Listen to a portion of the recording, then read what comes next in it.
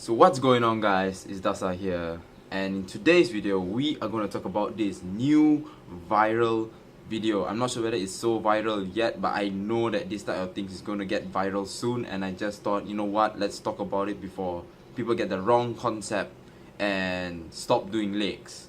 Alright, so you have seen the title and you know what I'm going to talk about, and you may or may have not watched the video.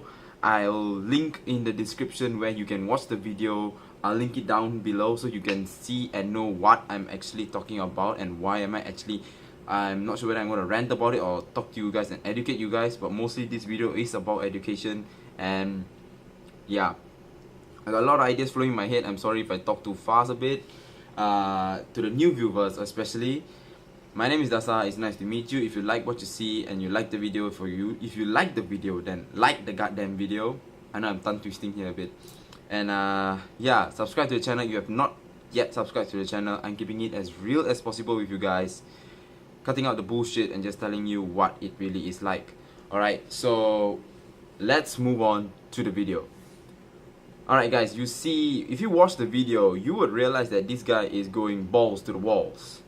Alright, he's pressing, I'm not sure, around what, maybe 1,000 pounds, maybe 800 pounds, but that's a lot, and a lot of plates. That's a lot of 45 plates. He even stacked it up, like, you know, he put it on the side, both sides, it's full, and then now he stacks it on top where he places his leg. You know, in the leg press is where you place the leg, and on top of that he also has, like, I think like what, 4 stacks of 45 plates stacked up there also. So that's a lot and a lot of weight. And the other thing is, he has bad mechanics. Alright, he has very bad mechanics. He cannot push the weight. When you watch the video, you will definitely know if you are if you're an amateur lifter, or if you already have experience in the gym, you have the knowledge. Alright, the key word is here. If you have the knowledge of the biomechanics of your body, and you have the knowledge of how to function, the mind-muscle connection, you will know that this guy is fucking shit up in the gym. I'm not saying in the good way, I'm saying in the bad way. And I'm sorry for cussing, but this is just pissing me off, because I am afraid of what people might get from the concept of watching what he does and what happens to him, and it incurs and occurs to them also in the gym if they do it. Alright, you can't make one thing a general concept. Alright, just because one guy fucks it up in the gym, it doesn't mean that it works. It doesn't mean that's how it is. No, you can carry the amount of weight. Alright, if you want to have a very good example, I can give you a very good example. Look at Ronnie Coleman. Alright, look at Ronnie Coleman. Yes, he is an enhanced athlete. Yes, he was in his prime. Does he lift the amount of weight nowadays? No. Why? Because he's smart. He knows that his body cannot take that much of tension anymore. But however, let's look back at his prime time. At his prime time, you know Ronnie Coleman was a big, badass. Alright, he carries the most amount of weight in the gym, the heaviest dumbbell in the gym. He uses all the 45 plates that he can get, yet he's fine. Right? I mean, like, during that time, during his prime, he was fine. He had good biomechanics. And if you compare his biomechanics with these guys, it's totally different. I mean, like, guys, come on. Like I've said a lot, and you've also heard, I mean, like, you have already heard a lot of bodybuilders and a lot of fitness trainers tell you this. It's not about the weight. Alright? It's all about stretching the muscle and contracting the muscle. You watch this guy going onto the plates, alright, putting his legs, he's not even crossing the 45-degree angle, hell, even the 30-degree angle, and he's pressing it back up. He's like just a bit and then push, just a bit and then push. He's half-assing. Alright, half-assing. If you don't know what half-assing means, it means like in Malaysian we say macam mau tak mau, you know. It's like, oh, saya takut, but I want to push the weight. Ego. It's freaking ego. Alright, that's what happens when your ego comes into play. You don't know what your body can handle, and you simply put it on stress, and you get a fucked up knee. Alright. Number one mistake the guy did was not being humble with the weights. You are not superior than the weights. You should always remember this. Never ever challenge the weights. If you want to challenge the weights, you gotta do it smart.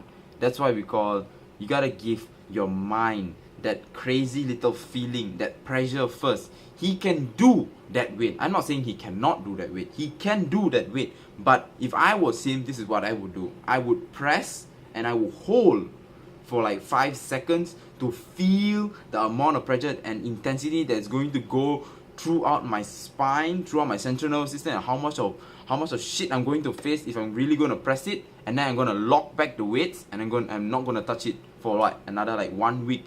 And what I'm going to do is, in that 1 week or in 2 weeks or maybe even a month, to prepare myself to push the amount of weight, I'm going to go progressive overload. Alright, you don't just jump from stage 1 to stage 10 straight away. Alright, you are going to rip your balls. Alright, this, I'm not sure whether he did progressive overload or what, but practically speaking, from the way he pushes the weights, I can just say that his leg is already fatigued. He was not prepared and his ego was just going into play. Literally, if you watch the video, you would know. Alright, anyways, alright guys, so the point of the video was actually to just tell you guys about, and me actually ranting about what that actually happened. Alright, basically I can simply and put in one word: ego. You got to be humble. Alright, his ego was so high that made it happen. Alright, it's nothing else.